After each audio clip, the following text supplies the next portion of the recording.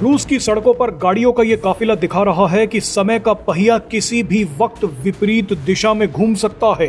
ये अमेरिका के टॉप अधिकारी हैं जो यूक्रेन के मुद्दे पर सीधे पुतिन से डील करने पहुंच गए, वो भी पश्चिमी देशों को बिना बताए।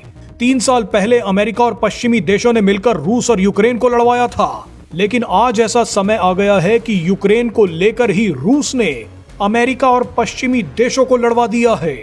कुछ समय पहले तक अमेरिका और नाटो देश रूस के एक बेहद ही स्ट्रेटेजिक और जादुई इलाके पर हमला करके उसे अपने कब्जे में लेना चाहते थे, लेकिन आज अमेरिका ग्रीनलैंड और कनाडा पर कब्जे की तैयारी कर रहा है। नाटो देशों को रूस के जिस इलाके से सबसे ज्यादा डर लगता है, रूस के जिस इलाके को नाटो देश अपने कब्जे में लेना चाहते थे, वही इलाका अब रूस की जीत का बड़ा कारण बन गया है। और आप ये जानकर हैरान हो जाएंगे कि रूस के इसी इलाके में भारत धूम धड़ाके के साथ घुस चुका है। रूस के जिस इलाके की हम बात कर रहे हैं उसका नाम कलिनिनग्राद है।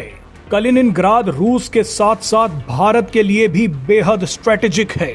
आप कलिनिनग्राद की लोकेशन देखेंगे तो सर चकरा जाएगा। कलिनिनग्राद रूस का है, लेकिन रूस की मुख्य भूमि से कटा हुआ है। ये रूस से बहुत दूर है। आप ये जानकर चौंक जाएंगे कि कलिनिनग्राद 2 नाटो देशों के बीच बैठा है। कलिनिनग्राद नाटो सदस्य देश लिथुआनिया और पोलैंड के बीचों बीच स्थित है। सोचिए, पुतिन 2 नाटो देशों के बीच बैठे हैं। नाटो देशों को लगता था कि कलिनिनग्राद रूस से दूर है, ऐसे में इस इलाके के लोगों को परेशान करेंगे तो वो खुद ब खुद रूस से अलग होने की बात करेंगे।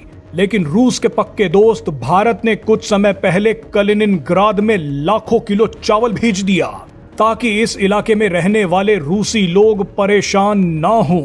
जैसे ही भारत का 390 टन चावल कलिनिनग्राद पहुंचा तो यहाँ के लोग खुशी से पागल हो गए।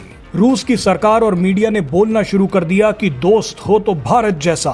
को बता दें कि नाटो देशों को लगता है कि पुतिन इस इलाके का इस्तेमाल करके यूरोप पर जब मन चाहे हमला कर सकते हैं।